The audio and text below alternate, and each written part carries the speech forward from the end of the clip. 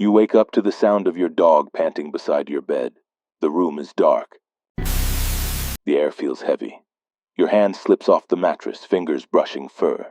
A warm tongue slides across your palm, slow and wet. It calms you. You almost fall back asleep. Then you hear it scratching at the bedroom door. Your dog is still outside. This message is for all residents. If you are hearing this broadcast, you must not let your dog lick your hand tonight. If it has already happened, the process may be underway. Listen carefully. Every second matters.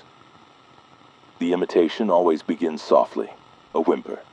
The scrape of nails on wood, the gentle shake of a collar. You will think it's your pet, asking for comfort.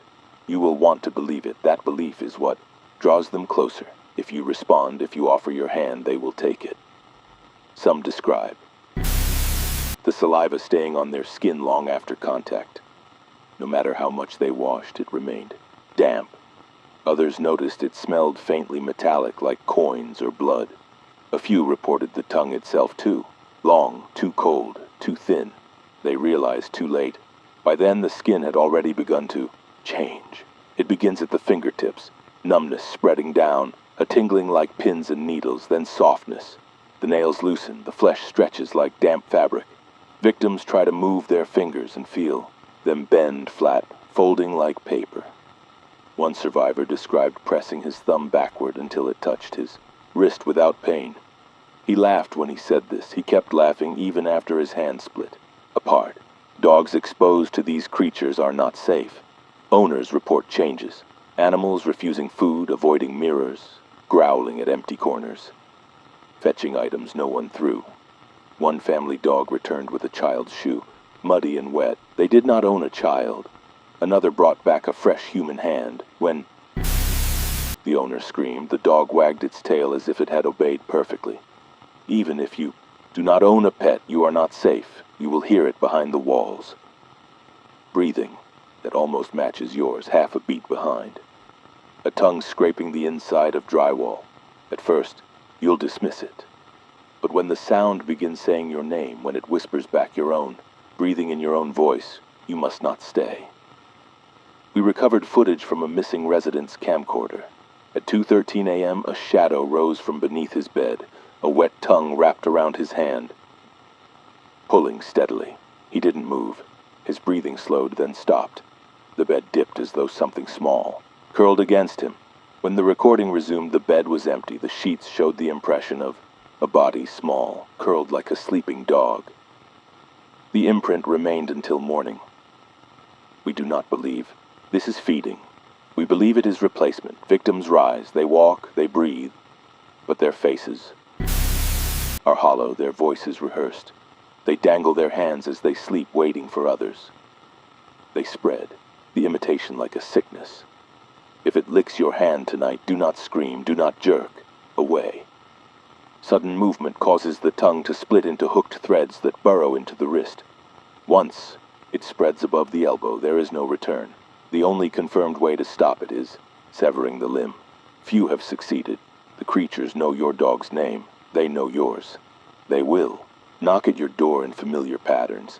They will cry the way your pet does when it wants to go out. They will ask to be let in. If you open the door, it will enter. If you call, it will answer. If you touch, you will be taken. One woman told authorities her dog curled beside her, licking her hand. She called it soothing. When she turned, on the light, the real dog was scratching at the window outside, frantic. The bed beside her was empty. She never finished her emergency call. The line ended with wet sounds like swallowing. Others describe a smell wet fur mixed with copper that grows strongest when the eyes are closed. The more you try to ignore it, the stronger it becomes until the air feels thick with it. Some victims reported the sensation of a tongue even when their fists were clenched tight. Belief alone is enough. Not all imitations wear a dog's mask. Some take the shape of cats. Some take the shape of children. They become what you most expect in the dark. But the licking never changes. It is always your hand. It is always the opening. Remember, they are not feeding. They are hollowing. What remains will look like you. It will sound like you, but at night it will dangle, its hand from the bed. and someone else will wake to the same mistake. If you smell copper, leave. If you hear scratching in the walls, leave. If you wake to panting that does not match your own breath, leave. Do not let your hand fall from the bed. Do not answer your dog's whine. Do not let your dog lick your hand tonight. Additional guidance for households. With animals, confine pets to a room with mirrors. Creatures refuse reflection. If your animal avoids its own eyes, if it watches the mirror frame instead of the mirror face, assume exposure. Do not attempt comfort. Do not touch the muzzle. They will nuzzle your palm to test your willingness. Your willingness is the door. Field officers report a simple verification test. Place a bowl of water on the floor and step back. True dogs will drink. Imitations will hold their breath and stare at the surface until you blink. When you blink, the water level drops without movement. Do not look. Again, leave. Case reference. A boy in the South District called to say his beagle kept bringing him socks from a dryer that was not running. When officers arrived, the dog was under the bed, tail wagging. The boy reached down. He said the tongue felt like wet thread slipping between his fingers. He smiled and said, "That tickles." He is missing. The dog was found staring at the wall, nose pressed to paint, breathing as if listening. Some households report the ceiling shifting at night as though fur were growing under the paint. Do not stand directly beneath. Do not reach up to check. Those who do report returning their hand to the light and finding it longer, paler, quieter. The fingers shine when stretched. The prints go smooth.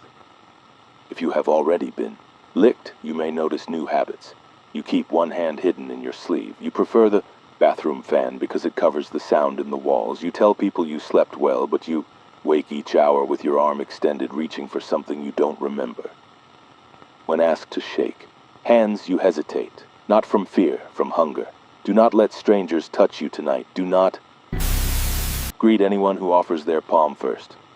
The exchange passes both ways. Some people will ask you to prove you are still yourself. They will ask you to stand by the bed, to let your hand hang, to show that nothing happens. Decline. Those who demonstrate rarely finish the sentence. The creatures adapt to memory. If you once had a dog that snored, you will hear the exact pattern of snores. If your dog wore tags, you will hear them chiming in the precise way. You remember from years ago. This is how they teach your hand to fall. They lay the memory on your skin like a leash. We cannot provide a cure. We can only offer delay. Light helps, but only when your eyes are open. Noise helps, but only when it covers breathing. Company helps, but only if the people in your house keep both hands visible. If anyone hides, a hand in a sleeve. If anyone walks with their fingers curled as if holding a leash, you cannot see. Do not follow them. There is a final stage we hesitate to describe. In the final stage, the imitation stops pretending to be your pet. It pretends to be you. It will practice your voice. It will speak at half volume from inside the wall, saying, "I'm fine. Go back to sleep." Then it will ask if you can lower your hand for just a moment. It will promise to stop when you say stop. It never stops. If it calls your name from the wall, do not answer. If it knocks in the rhythm of your own heartbeat, do not open. If the bed dips and you feel a familiar weight curl against your legs, do not move even if the room feels colder. Cold means you are alone. Warmth means you are not. Residents without pets remain vigilant. They will borrow a neighbor's bark. They will borrow a ear. Television's glow. They will wait at the corner of your bed where your hand fell when you were a child, where you learned comfort.